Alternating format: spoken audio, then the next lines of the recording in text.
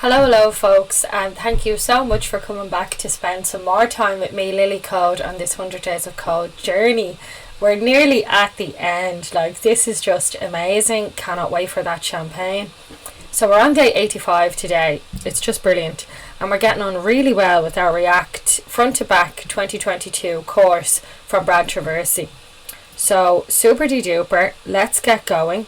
So what we did last time is we were just adding some styling, some buttons and some really crap styling, but that's what we were doing. So we'll continue on. I'm going to CD into my feedback folder. Perhaps he's going to make it a bit better, or else it was just for demonstration purposes. It just didn't look too pretty, but that's fine. So Npm Start.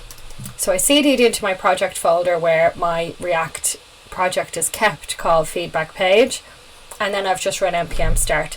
So that's going to fire up now in a minute and we'll take a look.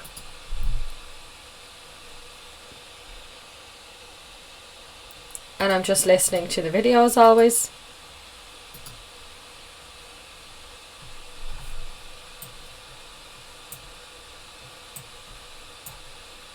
So there are our ugly links. But they work, so who really minds if they're too ugly, because that's just CSS. It's easy enough to update them, so fab.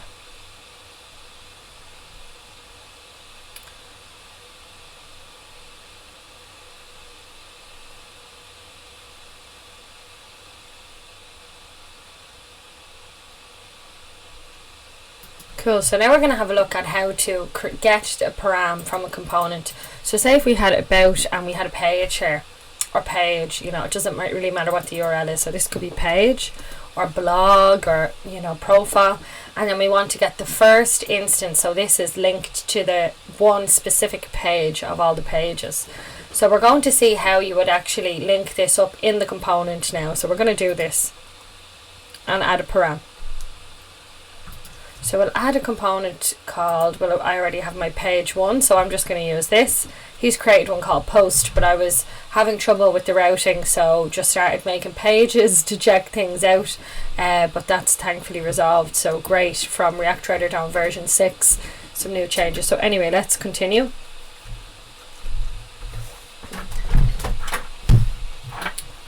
So what we're going to put in here is page one is the same. Post is what he had. Let's just write post. So post and save. Oh, I forgot my O. And save, perfect. And then we're going to go to our app.js and import this. So up to the top. And yeah, it's already imported as well, so super. No change necessary there, guys.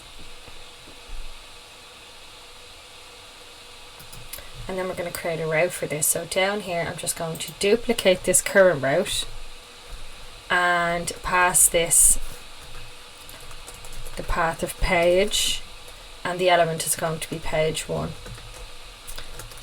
And then we'll see what he's about to do here. So like so.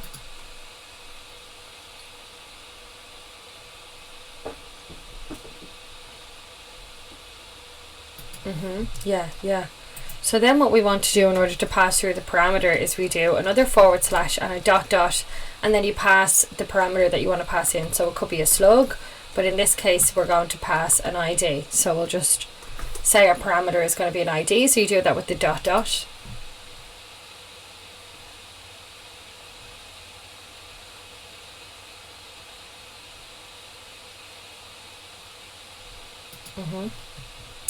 So now if I save that and come back and go to post /1,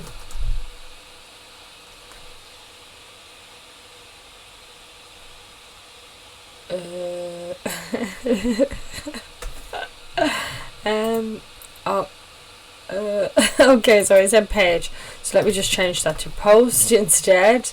How did that even work? So there we go. So post, perfect, it reloaded. And then if I do 100, 200, cool. So for the time being now we're just getting back this page because we've just said like any ID and we're giving back page one, so that's fine. But we're still gonna hook it up properly.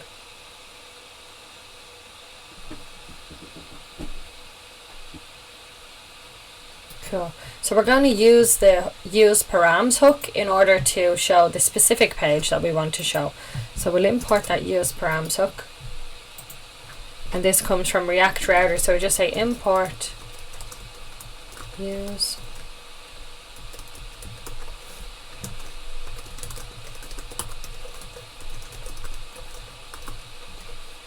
cool. So now we just need to use this. So down below we'll just create a constant, and this will be our params. And what we're assigning to this params is the use params hook. Use params, yep. And hooks are a function, so we want to give it those brackets you're using. You need to use the brackets when you're using your hooks, your React hooks.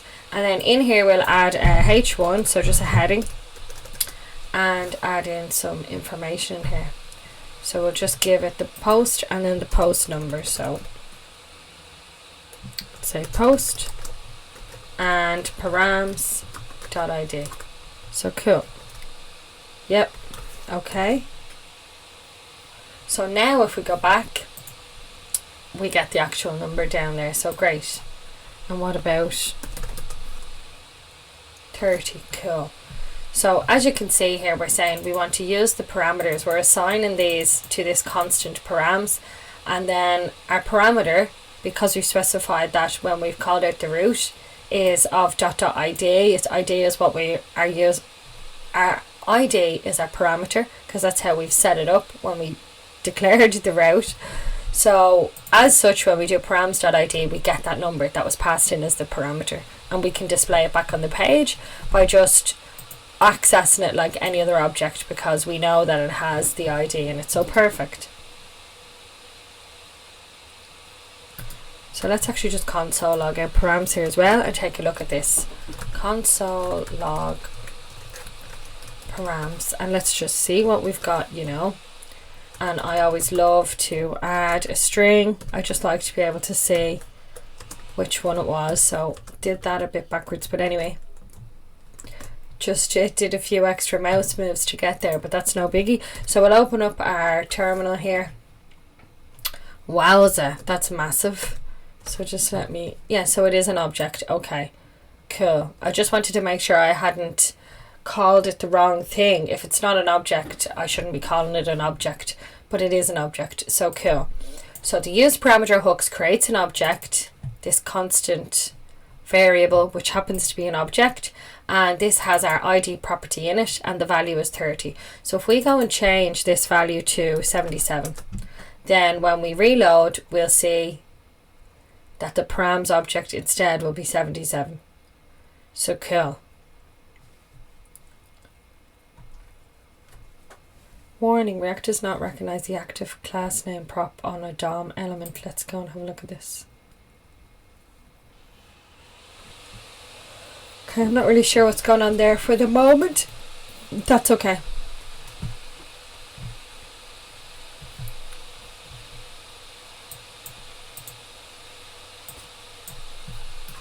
So what we would use this ID for is we could pass this to a backend if we had a backend hooked up, and get that specific page with that ID and display that back to the user. So that's what we could do.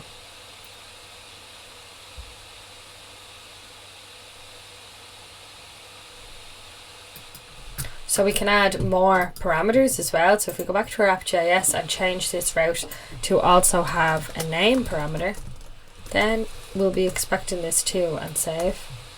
And come back to my page and add this in.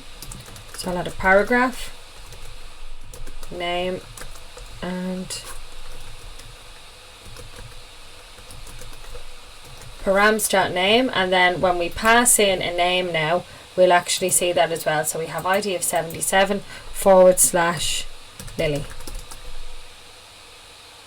And there we go, we can see that information back on the screen. So it's all hooking up. We have our use params, and that's capturing the parameter that's getting passed in our search bar, in our yes, you know the bar I'm talking about, this bar. So whatever's getting passed in is getting captured in our component.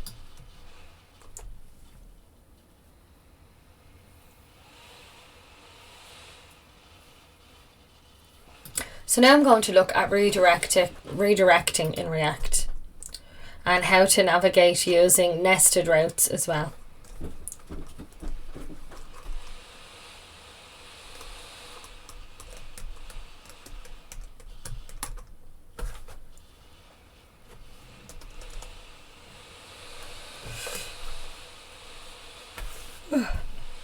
Okay. Cool, so rather than have this all set up like this for the moment, so I'll just comment these out for a second. Instead, for the moment, what we're going to want is this just to go to post, and then we will update it in a moment. And we want this just to go to the page 1 component, so perfect.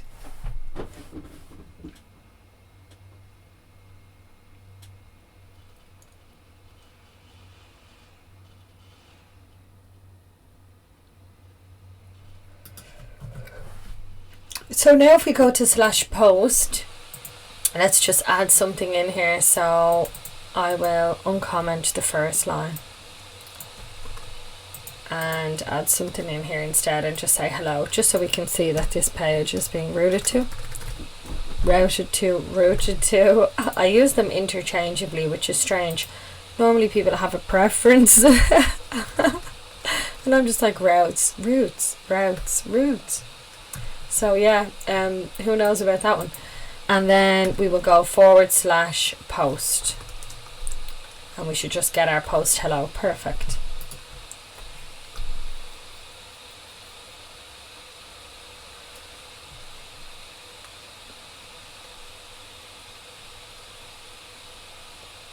Okay, so in version 5 of React Router DOM, we used to use redirect in order to redirect. But this is obviously changed, I think, because he started off the sentence with that in that manner. So we'll see what version 6 was. Now it's navigate. Yeah, I knew this. Yeah. So now it's navigate. Navigate. Sean. So navigate. Okay.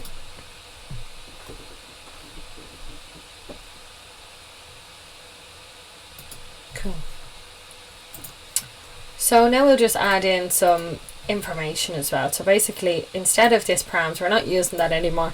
So instead, I'm surprised that didn't throw an error. It probably did. I just didn't check my console. So what we want to do is say const status. So basically, when you're going to get a page or you want to go to a page, you know, you'll get back a message whether or not it was successful. And if it wasn't, success is 200. But if it wasn't, you'd get another number like a 401 or a 404 where it couldn't find the page. So we're just going to look after those things now. So we'll say if status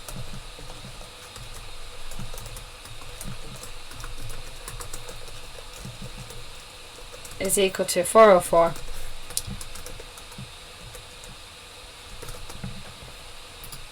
then we want to navigate to, and then we'll give it the page not found, which we will have to create, and this should have a leading /, or at least it's good convention. I don't actually think it has to have it, but we'll test that out now in a minute. And then I'll delete this just because I seen one in work yesterday and it didn't have that, so maybe it doesn't need it. Not found. And this needs to be self-closing, of course, because I don't have my closing tag there, and that's what that error was. Okay. So what we also have to do is change this to return, because what we want to do is return this component back if status is 404. So I'll just say return navigate not found, and if we change this status to 404, then we should see this being able to work now.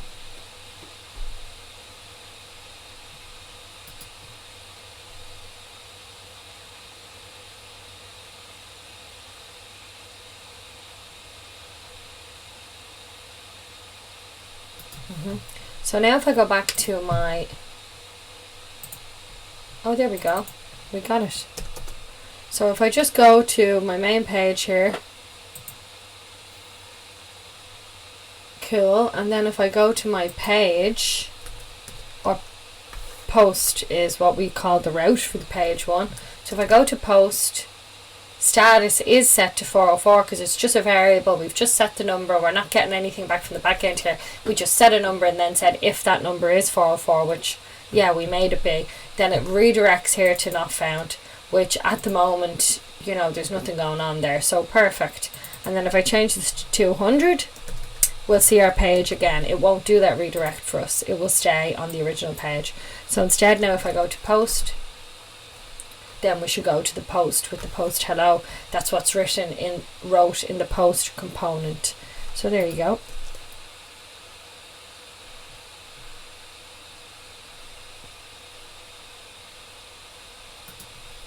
I'm a bit warm. I was on a run today, so I'll just pause for a second. Sorry, I'm a bit toasty, and yes, I'm still in my running gear, so just have to get this. Don't want to be too warm. If I open the window, it will be too noisy, so jumper off. Okay.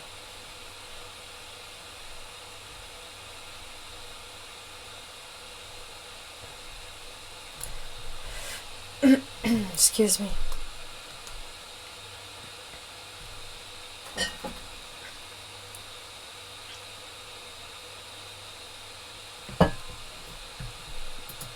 Okay, cool. So we're going to add a button down here, and we're going to put an onClick function on it. So let's do that. So we will add a button, and we'll say onClick and equal this to a function, and we'll call the onClick is what he's after calling it. So cool. It's just not specific enough. So let's say handle onClick.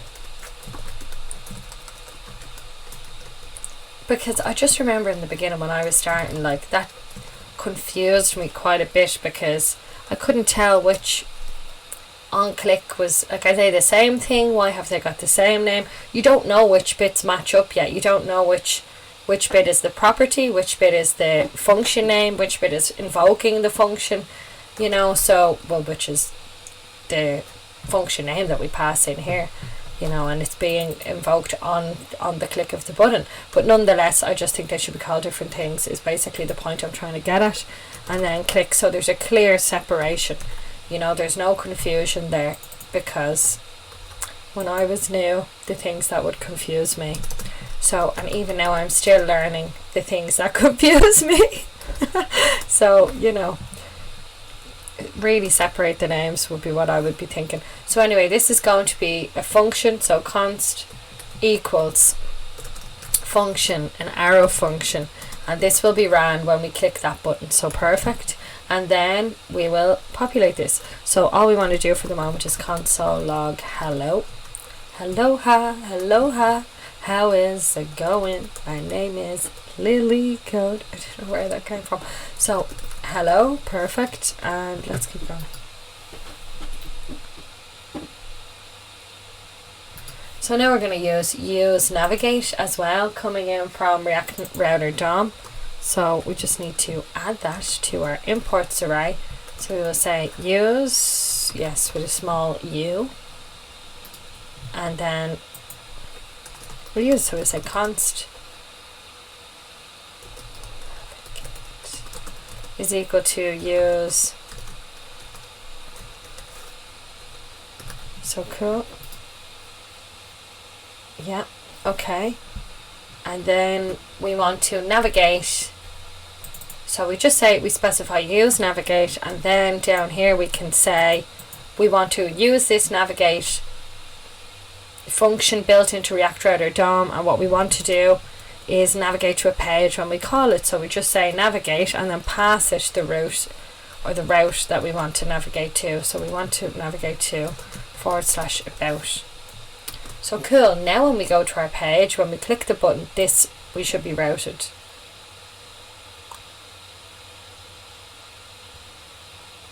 Let's just reload for a second. Line 10. Right. useNavigate is called conditionally. React hooks must be called in the exact same order in every component render. Did you accidentally call a React hook after an early return? I don't think so, but I must have. So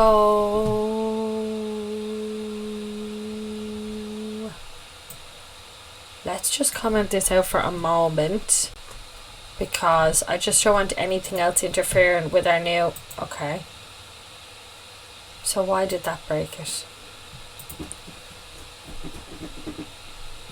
Why did that break it? Because we're saying navigate and then useNavigate, and they're both hooks. Let's do a bit of digging into this error, because that's how you learn. So I'm going to just open up this. Why can't I open up this? Oh well, thanks. It looks like a link, but I don't know. Maybe it is, but it's not letting me click it. So here we go. Yeah, so something is called conditionally. Now, React hooks must be called. So, and also let's just have a look at this page. So, and just read first two things we say, read them slowly, and then we go off. So rules of hooks, let's say. Can you see that, mi amigos? Oh, well now nobody can see me then. Okay, cool. Okay, so hooks are JavaScript functions, yes. So hooks and JavaScript components are literally just functions. Like, you create your function declaration, it's just a function. But you need to follow two rules when using them. We provide a linter plugin. Oh, do I have this already, or? Well, that's helpful. Oh yeah, making sure this is installed. So terminal, new terminal. See the things you find. Look at the documentation. Always great stuff in there. It's directly related to what you're doing. The React documentation is very good, I have to say. Or maybe it is just like a little bit more experience that I can actually follow them, because in the beginning, the Angular docs are great as well, to be honest. But in the very beginning, when I started to learn frameworks, React is a library, Angular is a framework, but they're used in quite similar ways. So, you know, lots of people call React a framework, but actually it's a library. But because it doesn't do routing and stuff, and you bring in other packages to do the routing for you, that's why.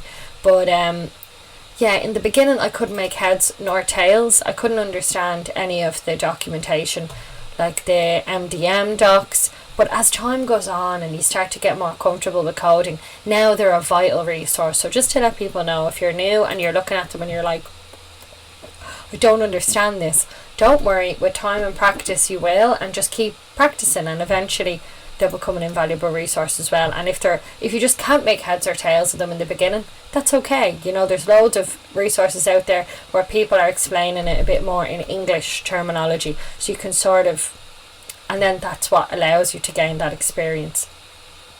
So cool, I've installed that plugin, so that's great. Only call hooks at the top level. Yes, don't call hooks inside a loop, condition, or nested function.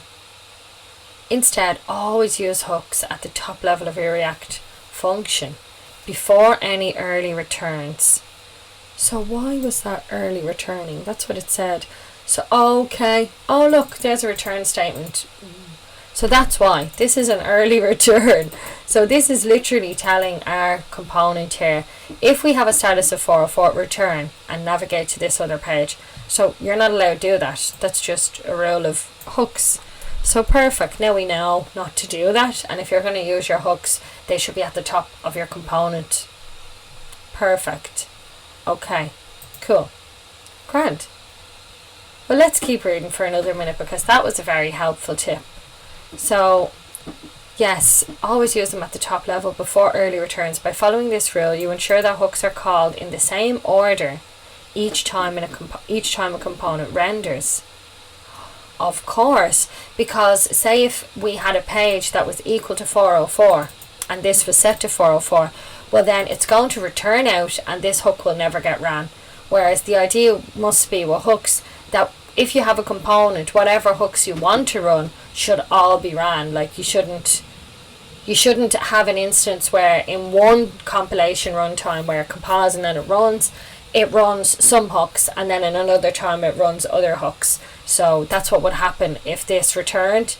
That time it wouldn't run our use navigate hook, or our use navigate hook that we've just called navigate. It would have returned out and navigated to a new page, so it never would have continued on down.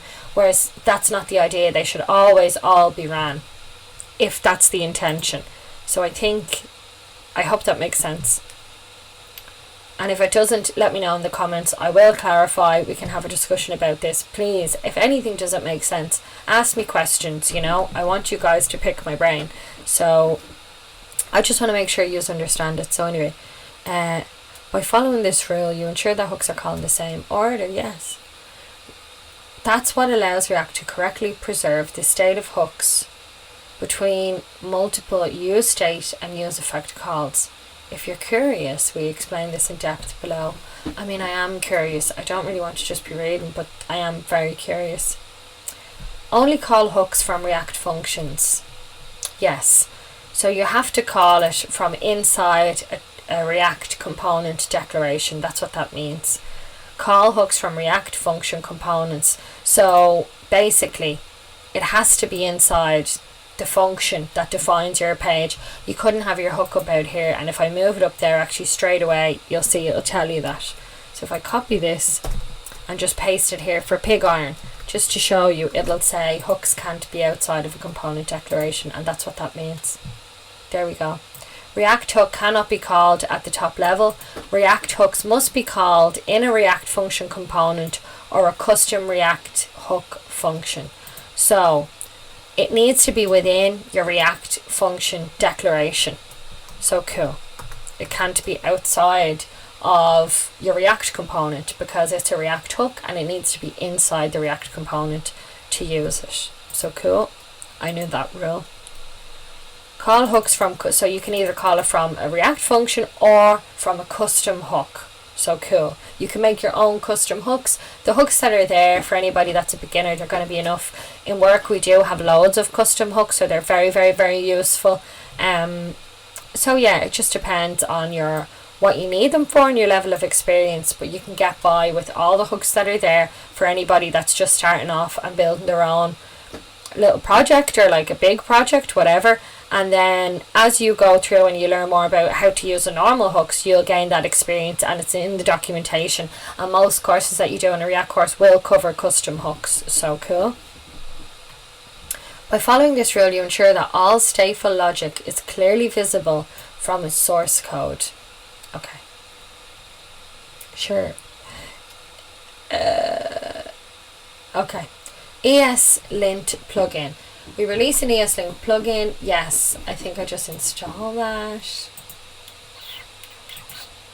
Let's see. So if I open up my terminal here, that was it, wasn't it? So if I just go up, yeah, ESLint plugin React hooks. Cool. Yes, cool. Cool. You can add this plugin to your project if you'd like to try it. Oh, I'm already way ahead of you, mate. This plugin is included by default in Create React App. What? Oh, so it already comes when you use Create React App, which is how we did create this project. So you can skip to the next page explaining how to write your own hooks now. On this page, we'll continue explaining the reasons behind these rules. As we learned earlier, so just let me see how much longer this is. Yeah, not too much. Let's keep reading. As we learned earlier, we can use multiple state or effect hooks in a single component. Yes. So here is our component declaration for this page. We've created form, which is just a React component, and there's the function declaration for this page, for this form component. So here we're using the use state, here we're using use effect, we're using use state again, and we're using use effect again. So yes, that's possible. We can use multiple hooks. So how does React know which state corresponds to which use state call? How does React know which state corresponds to which use state call? Surely, because yeah, here use effect we've passed it name, and here we've passed it surname. Is that not how? The answer is React relies on the order. Oh, no way. Our example works. No way. I did not know that. So that's very important then. Like, the only way that it knows that this use effect is linked to this state is because it's directly under it, which I didn't know. Like, I'd probably be thinking, oh, you know, I'll tidy up my code here, I might put all the use effects together, and then that could break something. Well, it's going to break things. So, and I knew the order of how you define things and how the code runs is very important, but I just didn't know that use effect had to be like tightly coupled to the thing the effect was being run on. Do you know? So yeah, say if you wanted to clean your code up and you thought, oh, well, maybe I'll move this up here. Bad idea, because it'll actually break it. Cool. So possibly, that's what this is seeming to tell us. Our example works because the order of the hook calls is the same on every render. So first render, it will say, yeah, initialize the name state. So use state set name to Mary. Variable with Mary. Yeah, so now we have a variable with the value of Mary because we've used set name and set it to Mary. Then we have use effect persist form. Add an effect for persisting the form. Okay. Then we want to update the surname. So again, we use state and update the surname. So that would be set surname called and Poppins passed in. And then we have a new variable with the value of Poppins. And then add an effect for updating the title. So then we've used effect. And we're saying update the title, which I think must take the first and last name. Update title, yes. So the update title is a function that's being called, and this just, well, no, this is the function. So use effect, we're passing in this function here. So this is what this use effect is going to do. And it says document.title is equal to the name and the surname. So it's just concatenating them together with a empty space in between. So my wrists just feel a bit tight, as I've told you loads of times before, guys. Get your stretching in. It's so important, you know. Sitting at a desk, look out the window. God, I didn't do that all day today, actually. I've just literally been staring at the screen. Once this is over, I'm going to look out the window. I'm just going to pause the video and look out the window.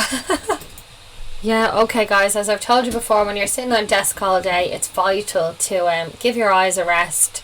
You know, let them refocus on something a bit further than a screen, and probably move your legs as well. I've been sitting here all day, although I did go on a run, so but that was this morning before I even started work, so you know, I've been sitting here for hours. Anyway, just remember to move yourself and you know, give your eyes a break, give your body a break, stretch, all of it. Cool.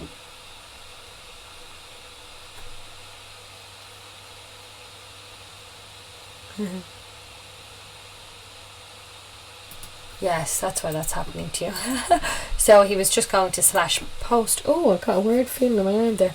He was just going to slash post, and he was getting the not found page, but that's because he still had that variable set, and I don't know how he didn't get the error.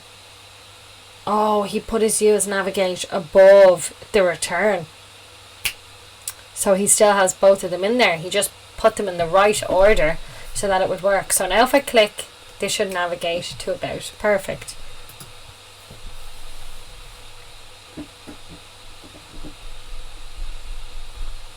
Yeah. Cool.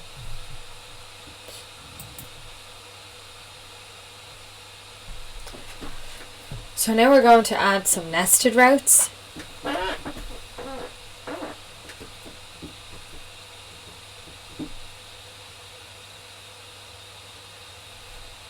So now we're going to look at the behavior that would happen, say if we went to post and /show. So this would be another a nested route, a nested route. So now we're going to handle the case that if we had nested routes, how does that route? Yeah. Yeah, so in version 6, yep, as we found out during this, so only the first video he had was out of date, and now all the other ones are up to date. Or did I literally just not watch for long enough? Anyway, it's totally irrelevant, but like this is all up to date now. Maybe I just like tried one thing and then didn't listen and just went off on a tangent. It happens sometimes. So routes, yes, yep.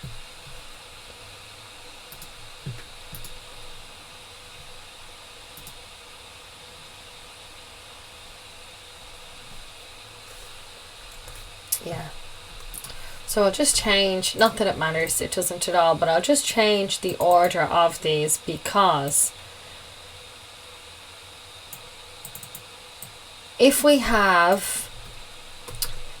first of all, our routes is what needs to wrap our route. So just to, hopefully try and help us see that routes is the one that comes first and then route is the one that comes second. So routes needs to wrap each of our individual route tags.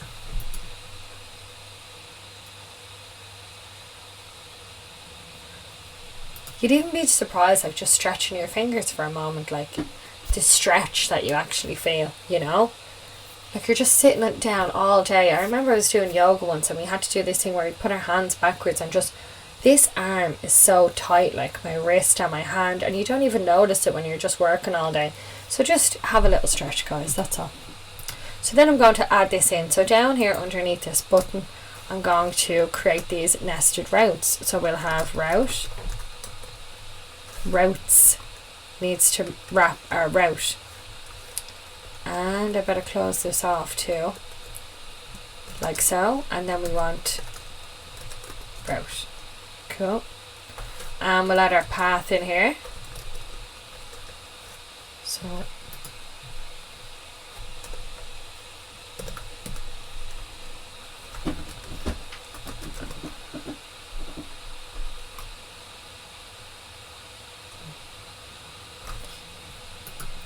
yeah, so now we have this new route and the path is /show, and this is within our route that's already routing to the post. So when we route to post, we get to this page. So in order to tell it that there's going to be nested routes, we need to go back to the route declaration and just give it a bit more information. So here we do / and an asterisk.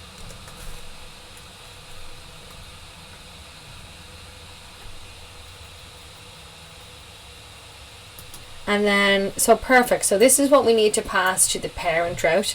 And then if we go back to our post or our page, it's our page component, but we've called the route post. So if we come back in here, what we want to render needs to come in here as well.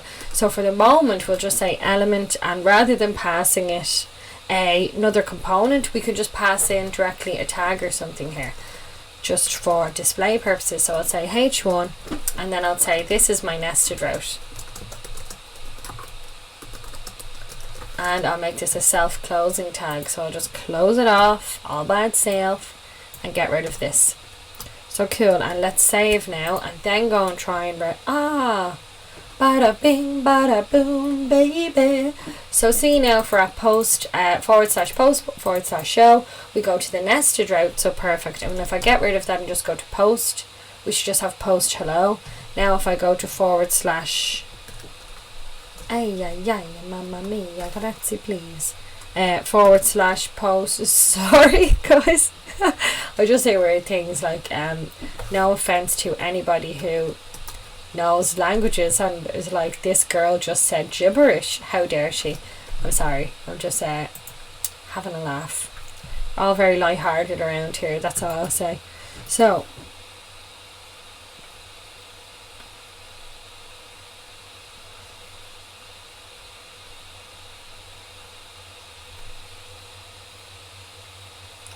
Cool.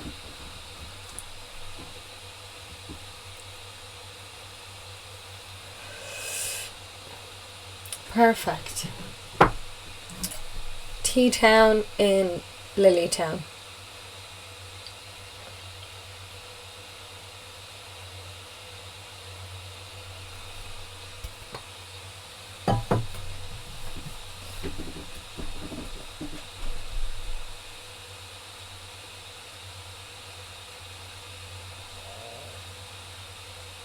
Cool.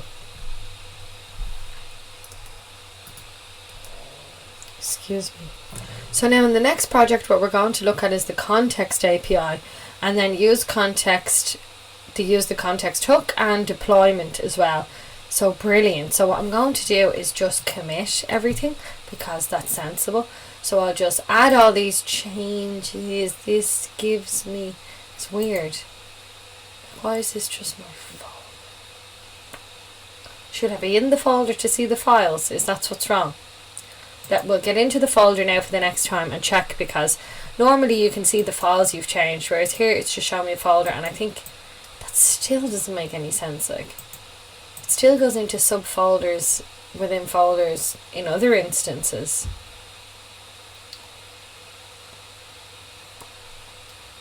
Who knows? Look, let's just go and commit anyway. So I'm going to say, what progress have we made actually?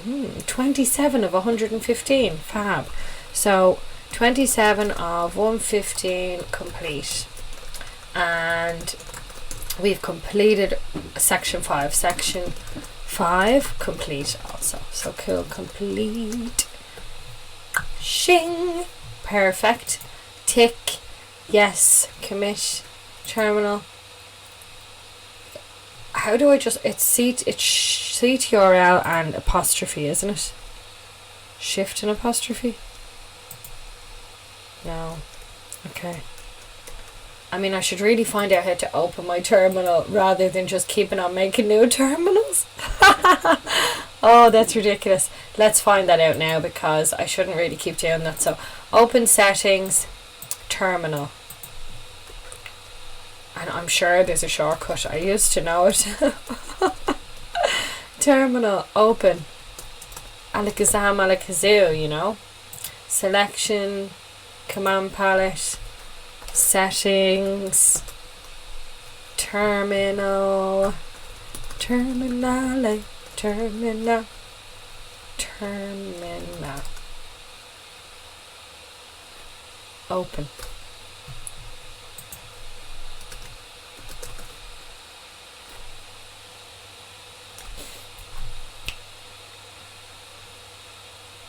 Terminal.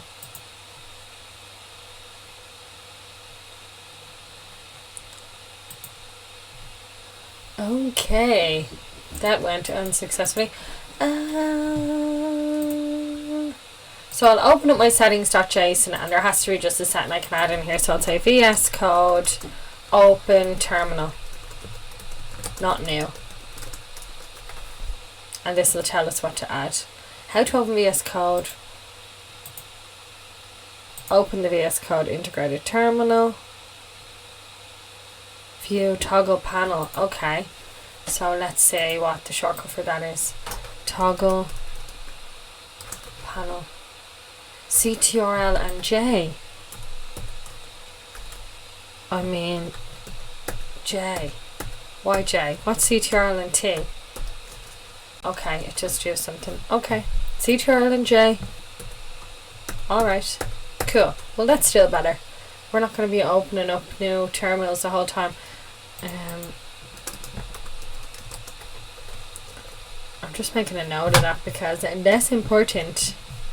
CTRL and J. I'm sorry. You think I'd remember these things, but like sometimes I do and sometimes I don't. Cool.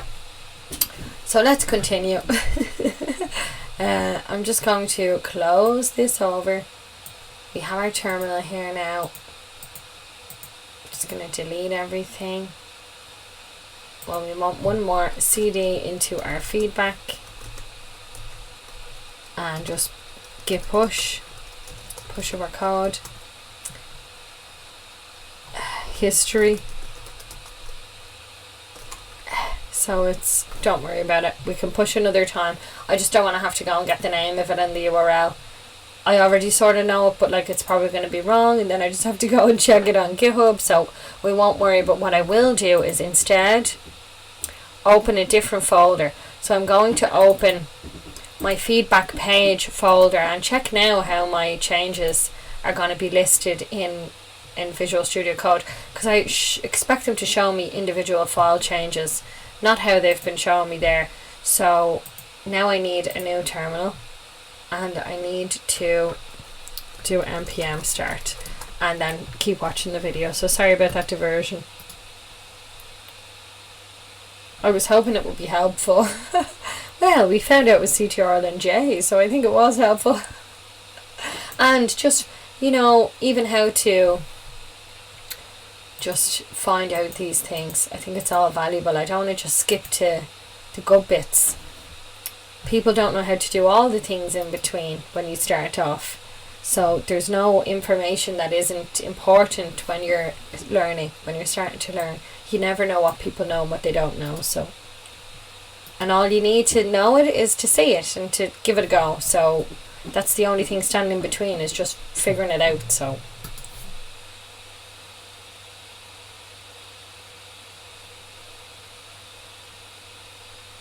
cool. So we're just going to have a quick look at useContext in React.js. useContext. Here we go, context. When to use useContext. Context provides a way to pass data down through the component tree without having to pass props down manually at every level. So far, this is how we've been passing our props around in Brad's course. We've been doing it manually and passing them down through levels through the props. So instead, what we're going to do is be able to pass data across different places in the application without having to do prop drilling, which is very useful for things that we need more of a global storage on these items. So perhaps if a user was authenticated, if a user was authenticated, then you would need to remember that state all throughout the application, or probably for a lot of pages, because, you know, the application needs to know whether or not that user is authenticated. So the chair is just a bit itchy on my back, so sorry.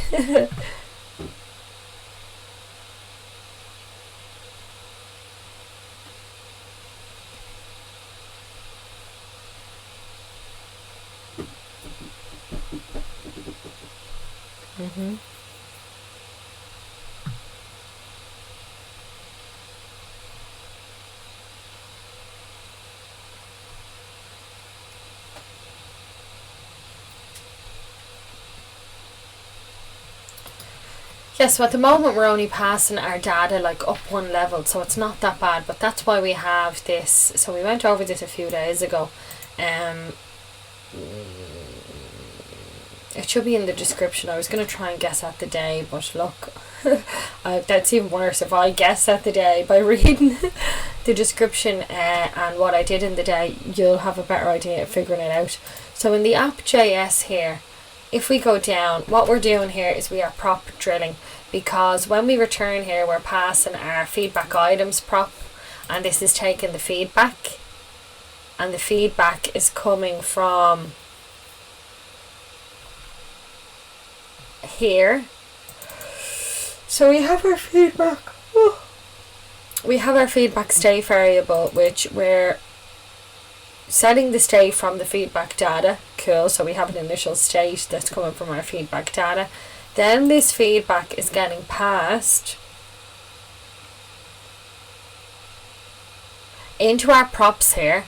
So our feedback items prop is taking the feedback. So if we go into our feedback stats, this is taking our feedback items, which is just our feedback from our other component. And then in here, we're doing something with the feedback items. So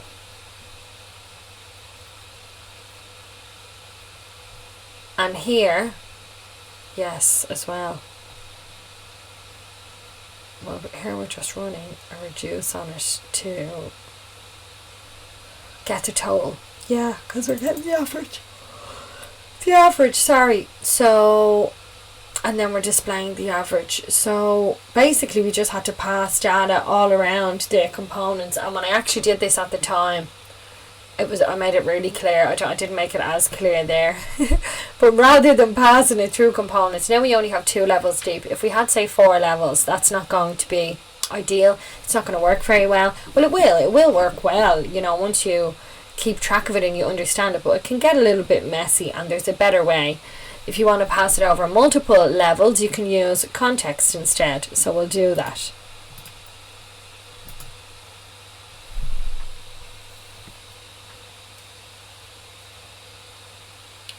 So here in our source folder, we're going to create a new folder called context.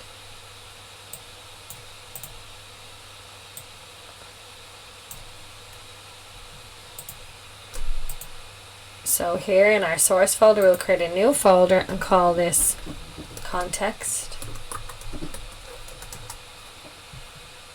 And then we're going to create a new file called feedback context.jsx. Perfect. And then we're going to populate this as always, or RFCE bada bing. Right, let's just keep watching for a moment. So the first thing that he did was imported create context and the use state hook. Cool, so perfect.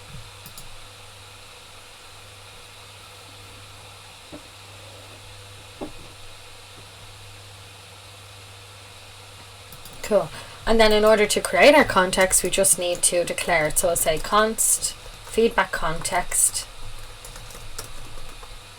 Yeah, with a capital. Feedback context. And equal this to create context. And run this. So create context will create a new context, and we're assigning this to the variable of feedback context.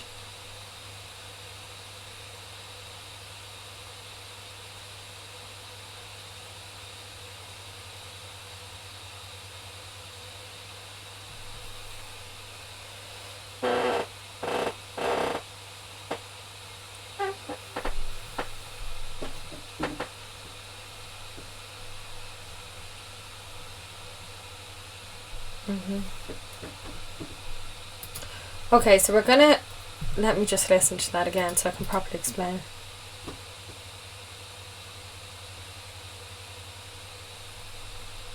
Okay, so before we were passing through all of our props as props, but now instead we want all of these components to have access to this state. So in order to do that, we wrap it in a provider, and the provider will then provide the state to the components that we have declared that we've passed into this provider or nested within the provider. So if we wrap all these in a provider tag, so basically it's going to be something like this. This isn't what it's going to be, but provider, yeah, you know, and we wrap them, then we can provide the props to the components that are nested within these within this provider tag. So we'll see that in action now. It was just wasn't the best way of explaining it. Well, it was the best way I could think of. So let's keep going. Yeah, cool. So in the same way that we wrapped everything in this router in order to use the route components, and then we also need routes wrapping a route. So cool, something similar. It's providing something to it by doing that. Cool, so we're going to declare this feedback provider back in our feedback context JSX file. So we will say we're exporting this as our feedback provider. Okay, so export const feedback provider. I don't know what we're doing yet, to be honest. Let's just wait and see before I keep talking out of turn. Provider. Bada bing. Okay.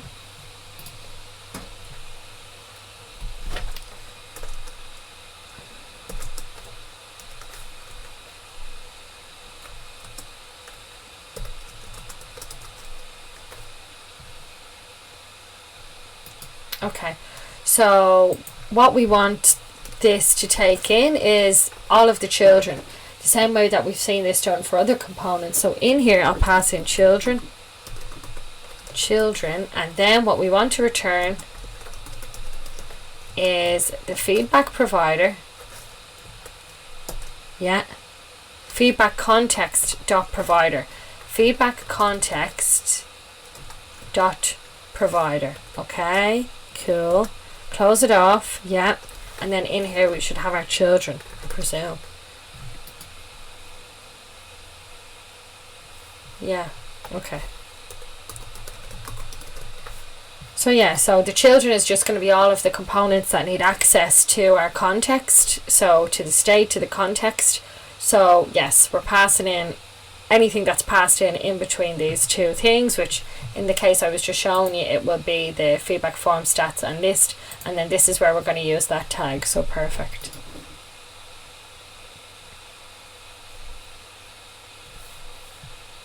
Cool. And any state that we want to use, we need to pass it in as well. So we'll pass in a prop of value. And then we can do that. So be equal to an object.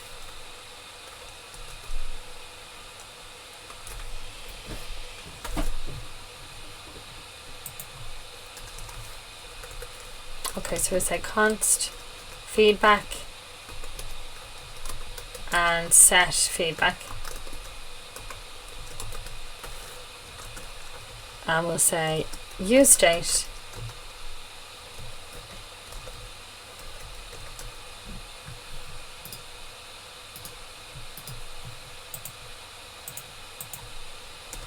so we'll just say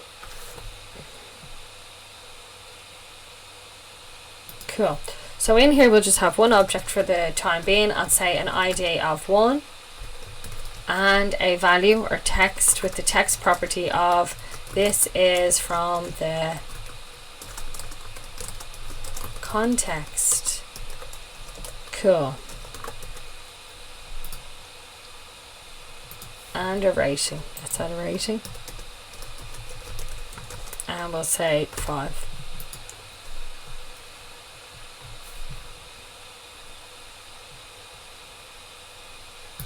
Yeah, so this is actually our feedback state. This is the thing we are keeping track of now. So we can pass this through to the value property, yes, and use it. So cool.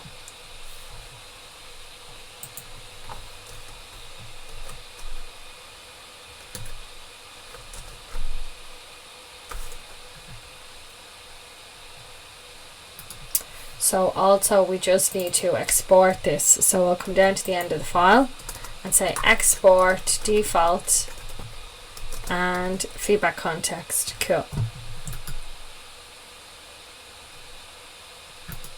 So now in my app.js I'm going to import this and use it.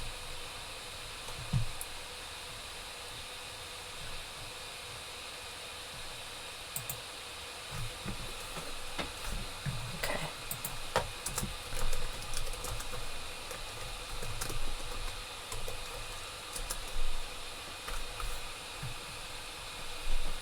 Cool.